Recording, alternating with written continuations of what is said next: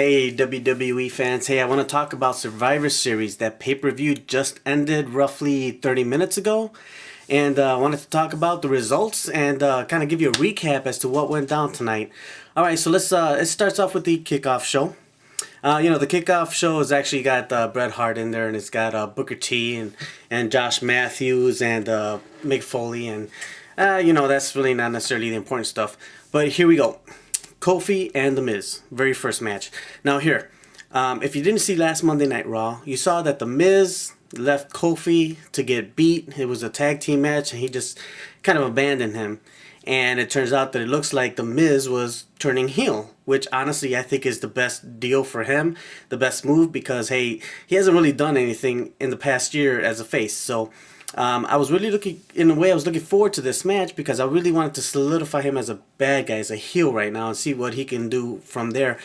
But I'll tell you what, he comes into the match, he shakes Kofi's hand, they wrestle. At the end of the match, The Miz wins, and The Miz shakes his hand again. Well, tries to, I should say. He tries to shake his hand, but Kofi smacks him outside the head. And he just looks at him, and then he walks out the ring and leaves.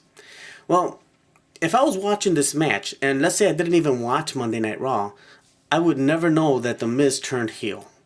So honestly, looking at this match, I'm thinking to myself, did he really turn heel or what? Honestly, I think it's the best move for him to turn heel, but according to that match, it doesn't really look like he did. Now, hopefully we'll see something on Monday Night Raw that confirms that he's turning heel, but with this pay-per-view match, he did not. Alright, so let's see, the next match, or I should say the match that actually opens up the pay-per-view is the actual traditional match of a 5-on-5 with the Shield and the Real Americans versus the USOS, Cody, Goldust, and Rey Mysterio. A really good match, a fun match to watch, very entertaining, especially when you have Cody Rhodes and Goldust, because these guys have just been, putting on a really good show lately. And the Shield always puts on a good show, so it kind of went back and forth a little bit, but it ended up being 5-2, where you have 5 of the faces versus 2 Shield members left. Okay, Rollins and Reigns were the last 2 on the team versus the entire, face team with all 5 of them over there. But I'll tell you what, this thing turned into the Roman Reigns show. And I'll tell you what, Roman Reigns, I don't know how many he actually pinned. He pinned at least 4 of them, something like that. So anyway, it turns out that it looks like they're boosting up Roman Reigns, which is really great. It looks like they're just taking him to the next level. You know what? We're going to take him to main event status, which is great because this guy has been entertaining. The fans were with him. I mean, he put on a show, man. He just kept spearing people and pinning them, and at the end of it, it was 2-1, 2 faces versus him, and he got him. And at the end of the day, he finished it off and put on the show. So it was a great match.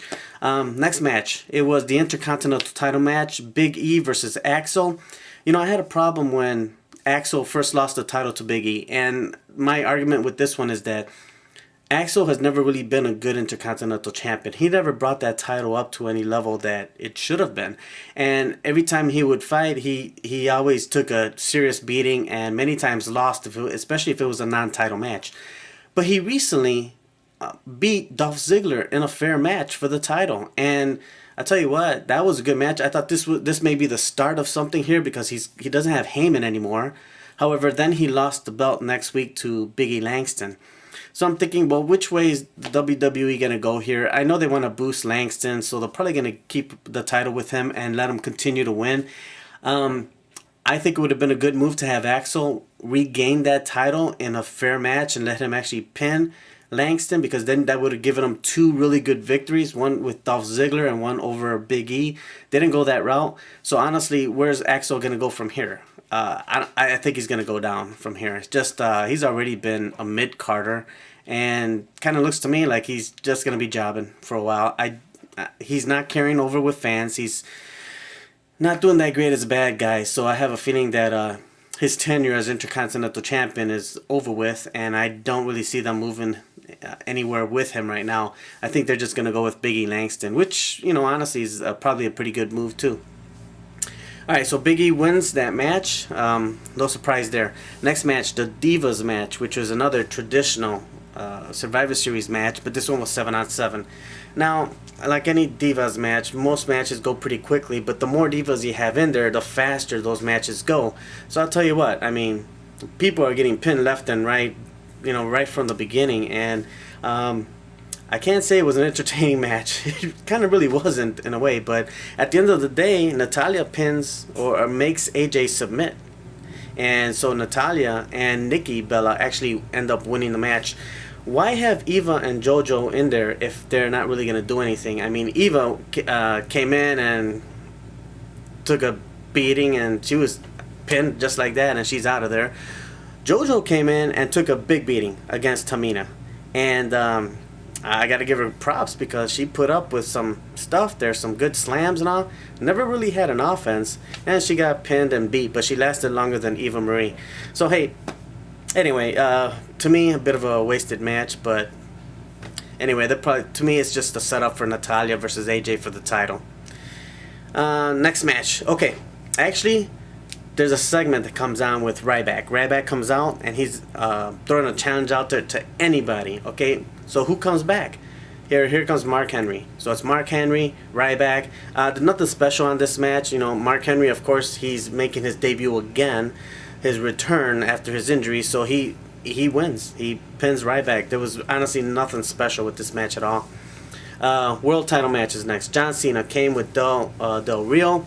And let me tell you what, this turned out to be a pretty good match. This one was actually kind of fun to watch. I mean, Cena was doing some more jumping and drop kicks and more. You could see he's putting in the effort to try to do more and be more entertaining of a wrestler. And Del Rio is a wrestler. I mean, this guy can wrestle. He can put on a show. At the end of the day, John Cena did win, but I tell you what, it turned out to be a really good matchup. John Cena made him look pretty good too, because John Cena just took a beating for a good portion of that match. At the end of the day, John Cena's still your world champion. Okay, match that I've been looking forward to, that was next, and it was CM Punk and Daniel Bryan versus the Wyatt family. Pretty entertaining match. I have to say that CM Punk and Daniel Bryan took a pretty decent beating throughout this whole match. I mean, the Wyatt family members, these guys are big, man. These guys are huge monsters, and they're picking these guys up and kind of tossing them and doing all sorts of stuff with them, But at the end of the day, CM Punk got to go to sleep on Luke Harper and got that pin. And before you know it, it looked like Bray Wyatt was getting ready to jump in that ring and go after them too, but he backed off and they walked away.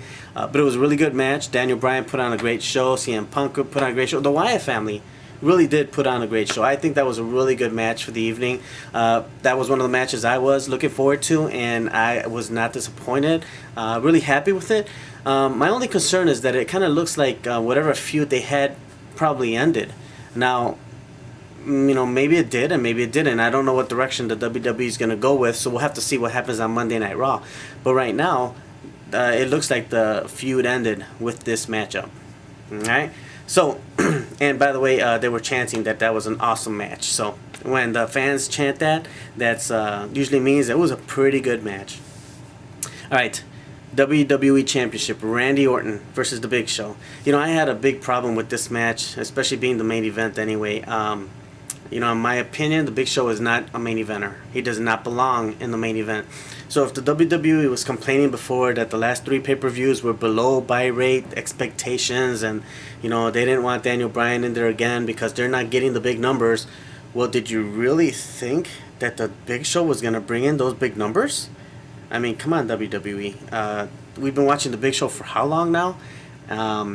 Main event status? No, I don't think so. Hasn't been for quite a while, and not gonna be. Just don't see it. So anyway, decent match. Nothing special in this one at all. Completely, just nothing at all. At the end of it, though, here comes the Authority. Music kicks on because it looks like The Big Show is gonna pin Randy Orton. But then he gets distracted because here comes Triple H and Stephanie and Kane. They're just standing out there. And then just as he turns around, here he comes Orton with his finishing move. And he pins him. And that's it. The match ends. So then the Authority walks to the front. And and they're just clapping for Randy Orton. Orton is celebrating, but all of a sudden, here comes John Cena's music. It kicks on. He comes out. He's holding up the world title. He walks out, walks in between the Authority, gets into that ring, goes right up to Randy Orton and holds up that world title. And Randy Orton is holding on to his WWE Championship, and then, they're both holding both their titles up. And so, well, guess what? It looks like they're setting these two guys up to have a main event match for the title. Now, are they going to unify the title? That I don't know. The last time they unified these titles, they created the Undisputed title. But how long did that last? Because after a while, they brought back the world title anyway. They brought it back to SmackDown and called it the world title. And I believe they gave it to Triple H back in the day. So what are they going to do now? Unite these two titles and have Randy Orton and John Cena go at it?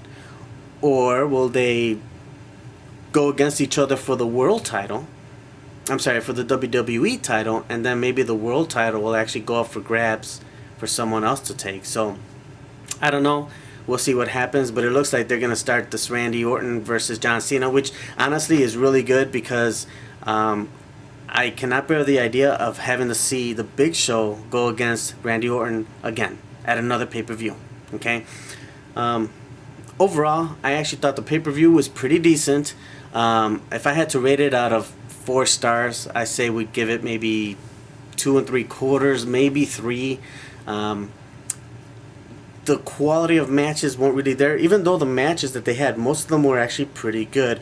But the thing is that since the storylines haven't been developed that well for a lot of them, it's kind of like, well, why are we having this match? I mean, and where were some of the other wrestlers? I mean, where was Fandango? Where were the Matadores? Where were, several other wrestlers that just did not appear on the pay-per-view whatsoever? You could have made more of these Survivor Series traditional matches. That's why I purchased the pay-per-views, because I really like the traditional matches for the Survivor Series. 5-on-5s. I don't care if it's 6-on-6 or 7-on-7, but a traditional Survivor Series match when you have a captain and 2 captains with bringing their teams and they go at it each other. I mean, I remember back in the day, that's how it was. Nowadays, you're lucky to have one of those teams in the pay-per-view, one of those matches in the pay-per-view. This pay-per-view had 2, but the Divas match, so really, in my opinion, it had 1. So it was a good one. It was a good one, but I think WWE with the Survivor Series has kind of lost its flavor with going away from that traditional type of match. I would like to see more traditional matches. They could have grouped a lot more of these wrestlers together to have more of these team matches, and I bet you we would have had more much better matches that just had more of a variety of different superstars together, and fighting each other. So anyway, some of the highlights, I think, let's put it this way: Roman Reigns, definitely a highlight. The John Cena match, like I mentioned, John Cena was a highlight with Del Rio. Okay, one thing I want to point out is also Cesaro. Cesaro was a real highlight because he did the Cesaro spin. He spun around both Usos, and the fans were going crazy. This guy's getting popped for this. Hey, I wouldn't be surprised if these guys eventually land the title, or if they do something where they split these guys up and Cesaro kind of goes on to get a title again. He was a great U.S. champion back in, a while back. So, the CM Punk Daniel Bryan match was a great match. The Wyatts put up a really good match there. I think I'd have to say match of the night would have to be, I don't know if it's CM Punk and Daniel Bryan versus the Wyatt family. I almost want to go with the Shield and the Real Americans versus Usos, Cody, Goldust, and Mysterio. I think that might have been the match of the night. So overall, still a pretty decent pay-per-view. So I enjoyed it, and we'll see what happens with the next pay-per-view. Let's see what happens this Monday Night Raw, so we can start setting up TLC coming up in December. All right, you take care.